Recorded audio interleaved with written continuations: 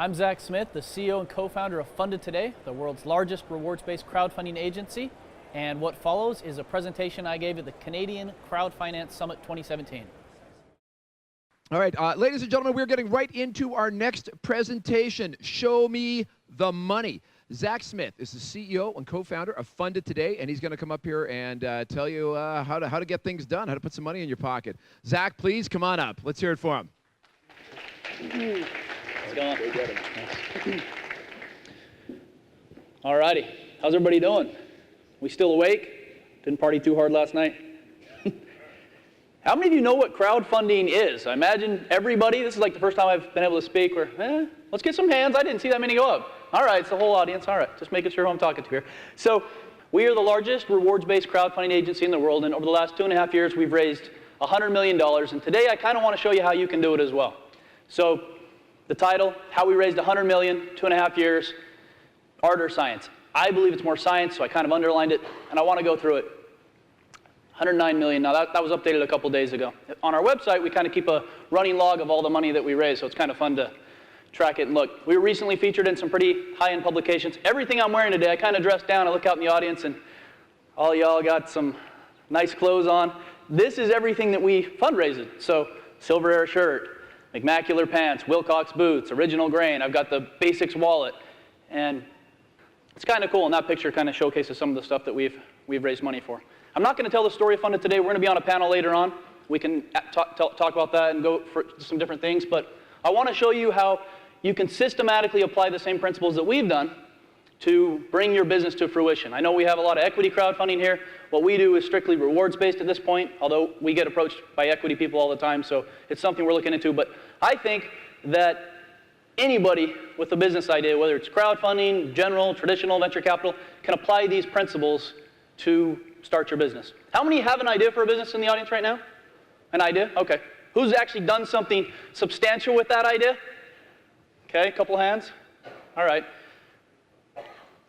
We believe that the secret to success are these 7 Ps. And that'll be the focus of my presentation today. Product, platform, presentation, promotion, price, probability, and people. There's a blog post that we just barely wrote as well. If you want to kind of get into more detail, that's at the bottom of the slide. So if you want to take a picture of the slide, you can do that real quick. Let's just jump right into it. So product, P number 1. Everybody always, what I kind of find interesting about product, and hopefully I can steer you away from this, but I'd say 50-60% of the people that come to Funded Today tell me, I've spent $100,000 in molds and manufacturing and prototyping, and I've got all my stuff set up, and I've got 10,000 units shipped over here from China, and we're ready to go. And I kind of say, why did you do all that?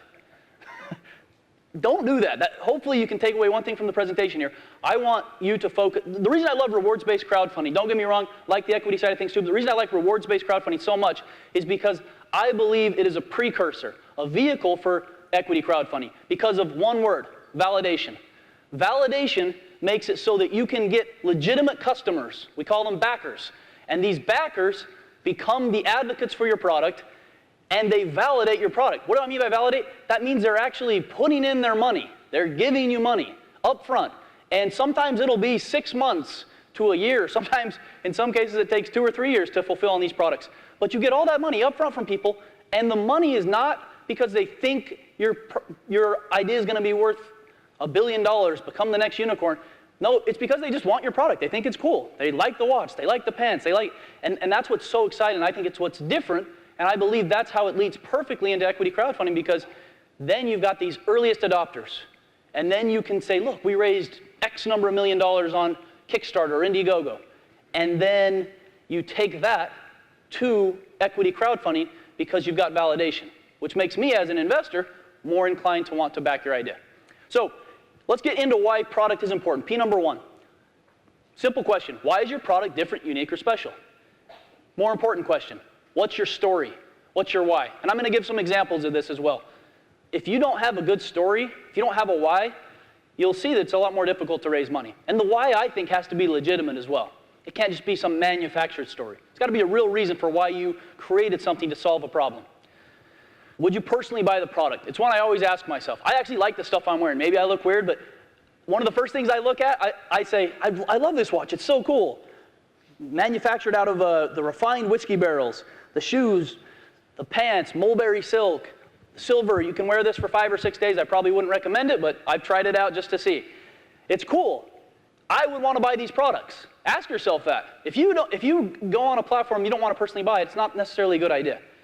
Then you get a little deeper. Will your friends and family give you cash for it? And then you go a little bit deeper further. Will your Facebook contacts buy it? What about your LinkedIn? And what I mean by buy is, it's not just, hey, I mean, everybody's going to tell you it's cool. I've never met anybody say, I got this awesome business idea. It's amazing. It's going to be so great. And, oh, that's good. Go for it, go for it. It's going to be $100 and I'm launching on May 2nd. Can I count on you to give me money? That's the difference. That's what you have to do. And it starts, even though we go to the crowd, we go to crowdfunding because we want the crowd to come to us. But until we bring our crowd, the crowd doesn't come. It's very paradoxical in that sense. We have to start with our friends and family and fools, the 3 F's. All right.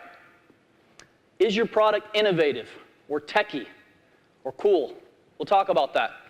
Or is it more niche or more ubiquitous? Ubiquitous just means found everywhere, not rare. So let's dive into a couple examples here. Example number 1, Lunaware. You may have seen this, kind of went viral. The reason I like this is because it hits on the point of story. Story is so huge. So with Lunaware, we had these 2 kids who had a grandfather who was a watchmaker. And his grandfather was a watchmaker. His dad was a watchmaker, and his grandfather was a watchmaker. It went back 4 generations, I believe. And so the story was great. And ads like this did really well. 72-year-old watchmaker passes on legacy of watchmaking to grandchildren. Do you see how the story blends beautifully? And then they had a wood watch. In that picture, you can't even see the wood watch. But that ad had like a 7% click-through rate. And it was generating $50,000, $60,000 a day for a wood watch. That wasn't necessarily unique in the sense, it was a great-looking watch. But there's lots of bamboo watches. There's lots of watches that can float in water. But because of the story, it all tied together so well, and people bought the product. Example number 2, Onsen. This is a towel. You may have seen it, actually. It was the most popular project on Kickstarter over the last 60 days. I tried to keep my examples fairly recent. We're actually still raising money for them on Indiegogo. Raised them about 70,000 bucks just yesterday. We raised them $747,000. Ask yourself this, how is a towel techie? Right? Well, this towel had some, you can see kind of with the weaving, you can see that the towel also makes it so it doesn't stink, doesn't become musty. And a towel is ubiquitous, right? I mean, smell your neighbor, look around a little bit. You guys bathing and showering every day? If so, a towel is ubiquitous. Everybody uses a towel. We're bathing and showering all the time. And so it fit the mold because it wouldn't stink, it dried quickly, it had some antimicrobial properties, and it did really, really well. It fit, even though it was a towel. I kind of went a little, normally I'll share like a really techie example, but I went with a towel because even something as simple as a towel can have that techie, innovative, cool concept and do extremely well on crowdfunding. It's going to hit $1 million here in the next couple of weeks with Indiegogo in demand. Since we're talking about different types of crowdfunding, platform's important. And I'll share some statistics on this in the next slide, but the platforms that we primarily use are Kickstarter and Indiegogo. They're the 2 biggest, most predominant crowdfunding platforms. But there's some things that don't do well, and it's simply a platform issue. If you're starting a landscaping business, to make it really simple, you're not going to raise good money for it on a rewards-based crowdfunding platform. But you might on an equity side. Same with apps. Apps don't do very well. People come to us with apps all the time, and apps are definitely ubiquitous. It's all over the place. And I think the average iPhone user, according to stats I saw, spent $200 to $500 a year just on apps. So there's a huge market for it, but it's not the right place. It's not the right platform. Sometimes if your platform's off, doesn't matter if you have everything else right, you're not going to raise money. Here's some stats for you that we actually just pulled as of February 1st. It might be a little tiny because I had to combine it into a little spreadsheet, but the probability of raising X amount of money. Essentially, if you're on Kickstarter and you raise, and this is, I have a huge saying in our company, because we've raised so much money, everybody's like, Zach, raise us millions of dollars, raise us millions of dollars. And we have to go and set the expectations right. Although we have more $1 million campaigns than anybody in the world, the likelihood of doing that, there's only been 72 that have raised over $2 million on Kickstarter and 22 on Indiegogo. If you raise more than about $100,000, you're in that 1%. It's more like 25 to 40,000 on Indiegogo. So the likelihood of raising a lot of money is not as high as you think with these crowdfunding platforms. And anything above $100,000 is considered a really big success. P number 3, presentation. This one's really simple. And this is one we've kind of focused on a lot more. Funded Today is now like a full-service creative and design agency too, because of this P. This was Shopbox. This was a client from Utah. His name was Aaron. If I had time, I'd dig into everything and go to and show you the page, but you can look it up. Just type in Shopbox 2.0. The issue with this product, everything was perfect about it.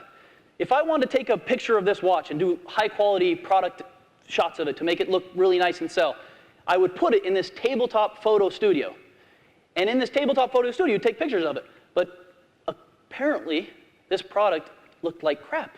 And this is an amazing thing. Our creative designer used to work at Pixar, uses it. That's how good this thing is. But the video was terrible. And so we spent about 3 weeks. We cleaned up all the imaging. We used the Shopbox 2.0 to take pictures of the Shopbox 2.0. We cleaned everything up. We redid the video, dug into everything. And a product that had only raised, I think, $9,000, $10,000, and we canceled it because it wasn't going to hit its funding goal, all or nothing funding. Within 3 weeks, $184,000 and nearly 1,000 backers, and we raised them a lot more money on in-demand as well, simply because of flipping the presentation. Promotion didn't change, which we'll talk about in a second.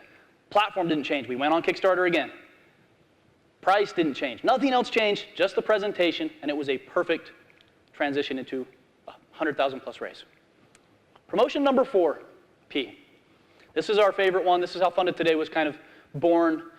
You know, you see the spike at the end and hundreds of thousands of dollars raised, and that's how Funded Today kind of got its legacy. But there's a lot of elements here to promotion. I've kind of crammed them all into this one slide. The first is paid media. I have a saying at Funded Today. It goes like this. If you cannot spend money to make money, you don't have a business. You have to be able to spend money, because eventually the journalists and the media are going to stop writing about you. You run out of friends and family and fools. You need to get to people that are actually going to back your project. The best way to do that is through paid media. The best channels to do that, in order, Facebook, Instagram, and Pinterest. Don't even mess around with Twitter. It doesn't make any money. We've spent millions and millions of dollars. That's the stats. If you're talking about 80-20, Pareto's law, 20% of what you do gets 80% of your results. Focus on Facebook and Instagram, and you'll do well. Second thing we like to do, that we recommend to everybody, is cross-collaborations. We have a network of 2,500 past projects. They're part of this cross-collaboration network, and they tell all of their followers. So a project like Juicer, that just got done raising $300,000 or $400,000, did a cross-promotion. I've kind of screenshot what that looks like. They say, yay, we've hit our funding goal. Everything's going good. And in the spirit of entrepreneurship and crowdfunding, have a look at Jack. Jack's another project. I think it was the most popular project on Kickstarter just a couple days ago. It might have just barely finished funding. Now it's on in-demand. But that's the idea. You reach out to other projects that have either been in the past or that are on live, and you say, hey, I think we have a good fit here. If you tell your backers about our project, we'll tell ours about yours. Works really, really well. In fact, 8% conversion rate. So for every 1,000 backers, you're going to get about 80 backers onto your project. Cashback. Cashback is a new thing that we do. I wish Kickstarter and Indiegogo would just do promo codes, and we probably wouldn't have to do this, but in order to circumvent the system, we have about 200,000 people now that are part of this cashback network. And in exchange, for a couple times per week, we send them an email, and we tell them, hey, here's 4 or 5 projects to take a look at. What do you think? And they're part of our network. And in exchange for backing those projects, they get money back. It's a really good way of doing it. It also converts really, really high. And these are all past Kickstarter and Indiegogo backers, so the network is really, really valuable. Earned media and outreach. This is probably what everybody thinks is the most amazing. I actually have some stats on this. I didn't share them in this presentation, but only 4% of all the data that we have from Indiegogo and Kickstarter tracks back to places like The Verge, Uncrate, Time, Washington Post, CNN, CNET, Gadgetflow, places like that. Only 4%. Considering the positive externalities and all the other stuff, double it. It's still only 8%. So if you're hoping that some amazing paper is going to write about you, even if they do, it might not raise you very much money. However, we do focus on earned media once we've proven those other items within promotion work, because it's important to get press, and it definitely helps. Last thing is influencers. This is a huge one that we're growing. Influencers are huge. Joanna, actually a Canadian herself, Knixwear, the Evolution Bra. I think it's still the most funded female fashion project of all time on Kickstarter. Raised $1.5 million, I believe. George Takei of Star Trek fame tweeted and Facebooked out for her, and it raised over $300,000 within a 72-hour period. The idea that we're trying to do, that I think everybody could do. Again, going back to like cross collaborations and influence network and kind of combining them together because they're very similar. If you're going to launch a project, you need to line this kind of stuff up early. You need to, 2-3 months out, start networking and finding other people on the platform and say, look, I'm doing this.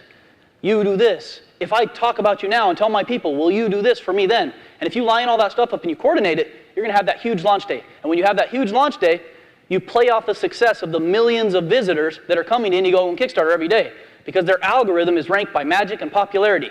And the more traffic you bring and the more pledges you bring, not even dollar amount, really just pledges, you're going to rank higher. When you rank higher, you get more exposure, and then you leverage those platforms. Otherwise, it doesn't make, everybody's like, why not just launch on your own website? Well, Alexa rank, that's the biggest reason. These platforms are bigger than probably all of your companies. And because they're bigger than all of your companies and get more traffic, by launching on their platform, if you do all these things, then you get the crowd effect. All right, P number 5, price. This one's pretty simple, and this is a great example. This is Catherine Krug of Better Back. Anybody watch the show Shark Tank? Dragon's Den, I guess it is in Canada. Have you guys seen this one on, have you ever seen her? She got a deal with Lori Greiner, right? She was our client. She hired us on midway through her campaign to test price. And really simple, I don't know if you can see the graphic. Yeah, it looks pretty big. Basically, she wanted to sell it at 75. And so she was testing at 75, and we were getting sales, but it wasn't as good. We dropped the price to 50, $49 or something, 50 bucks, and it does extremely well, such that it raises $1.2 million, and millions more now. All it was a price issue. Presentation was amazing. Watch the video. It's one of the better Kickstarter videos you'll ever see. The promotion, of course, we do exactly what we always do. Everything worked out well. All it was a price. By dropping the price, $20-something, this thing absolutely blew it out of the water. Sometimes the only thing you need to fix is your price. And that's why it's so important, talking about price, to get your margins right. You always want to, everybody asks me a question about price. They say, what am I supposed to do with price? What do I do? My thing is, start as high as you possibly can. She actually didn't do that. She went 49, then 75, back and forth. It worked out okay. But if you start as high as you can, you figure out if it works, then you can drop the price. If you start low and go high, it kind of looks a little bit weirder. So that's my only, because I get asked that question a ton. Start high. If it works, awesome, that's great. But build those margins in so that you have a worst case scenario, moderate case scenario, where you can drop price and still be profitable. And she was. She actually even, if you watch the Shark Tank episode, she's a fierce negotiator, even with us. And she would always tell us her margins were so tight, but she reveals her margins in the Shark Tank episode. It was kind of interesting. This one, P number 6 is probability. And with probability, it gets a little bit more abstract. The other's a little more concrete. So what are your ideas of bringing a project to reality? I recently got back from Dubai, and we talked to some people that were building something similar to the Oculus Rift. And a lot of people didn't quite believe it could happen. And it raised good money, but it took a ton of money to raise good money, and so the raise in that case was a little bit misleading. And it's because perception was the underlying component to that. People didn't think it could happen because it seemed too far out there. There was a project on Kickstarter, I think it got suspended 6-7 months ago. It was like a laser to shave your face. Sounds really cool, right? But nobody really believed it could happen, and the probability of bringing it to reality was weird. So I wrote a note about it. Each of our 7 Ps kind of has 2 elements. The substance of the 7 Ps, change the video, reduce the price. But then the perception of it. And I love the Onsen towel example. I bet if you saw that picture of a towel and you buy high-end towels, you might have seen a towel similar to that out there. Maybe with even some of the same components. In fact, some of the comments are like, this towel's not that unique, it's not that. And yet they raised $747,000. And it's because people perceived that there was some sort of, we're calling it intrinsic value perceived about that towel that made it sell really, really well, even though you could probably find something maybe similar to it. But the video, the presentation, the price, all those things added to make it a probability of being really well. Another question we get asked a lot, and it's another one I consider, can you get it elsewhere? And if you can get it elsewhere, kind of focusing on that probability and perception P, okay, great. But just because you can get it elsewhere, do people think that way?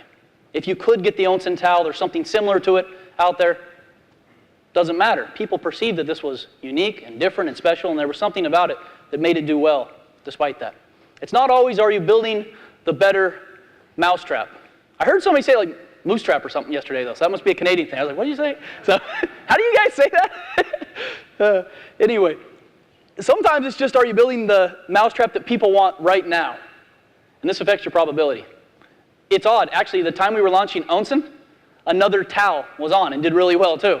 Last year, smart luggage was a big thing. The year before that, it was like wallets, minimalistic wallets. They kind of seem to come in bunches, and if you launch those things now, they actually don't do as well. So there's something to be said about timing. Cool is cooler, although it's not necessarily the best example because they haven't quite fulfilled on everything, but the first time they launched, people don't know, they failed miserably. And the second time they launched, all they did is change the time of when they launched to more summer fill. Even though they never shipped the product, people were in that summer mindset, and I think it helped increase conversions quite a bit. Last P, this is our people P. And this is probably my favorite P.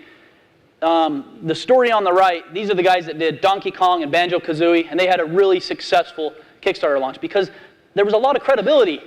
Everybody said, well, if they did Donkey Kong and Banjo-Kazooie and these big-time video games, of course they're going to be able to create what they're bringing to life here. They've got a great team. It's believable. It's going to happen. A more personal example on the left is John Richards and Jacob Durham, and they're from the Basics wallet fame, which is now Nomadic, a pretty big brand. They came to us, and the first product they launched was this guy, the Basics wallet. It's actually the minimalistic wallet I use right now. And they'd raised about $7,000, and they said, I think we're going to be able to get to $17,000. Can you help us get there? I think that's where we're kind of trending or whatever. And 2 or 3 short weeks later, we raised them $171,000. 6, 7 months after that, they took the success of that, they shipped it, delivered it. I mean, it's a great wallet. I think 88,000 people or something have it now. So it's doing well. And they took what they learned, and they launched a laptop stand, of all things. And then 6, 7 months after that, they launched a notebook. And each subsequent raise raised exponentially more, from 171 to 300 to 400. And then just at the end of last year, they did the Nomadic Bag. And the Nomadic Bag became the most funded project in all of, this was another Utah client, in all of Utah. I think it's still one of the most funded projects in Utah, if not the most. Raised over $1 million. And now their brand does between $100,000 to $200,000 a month between all their products just on e-commerce and Amazon sales. It's about the people, though. They started small. They proved the concept. They raised $171,000, which is pretty good. It's in that top 1%. And then after that, they created another one. And their crowd that they built, that was fairly small to start, several thousand people is all, got bigger and bigger and bigger. And now when they send out an email, they can make $50,000, $60,000 in just one email because they built that credibility and trust. And people's a huge component. Do you have the capability to do it? Do you have the right team? Do you have any past experience? Leverage as much as you possibly can to show that you are going to be the one to do it. And you're going to be able to check that P off the list. So, a couple summary points. Product, platform, presentation, promotion, price, probability, and people. And all the P's matter. A lot of people think, oh, you know, maybe I've got them both. But if you're underutilizing even one of them, your chances for success diminish. And that's my presentation. Thank you.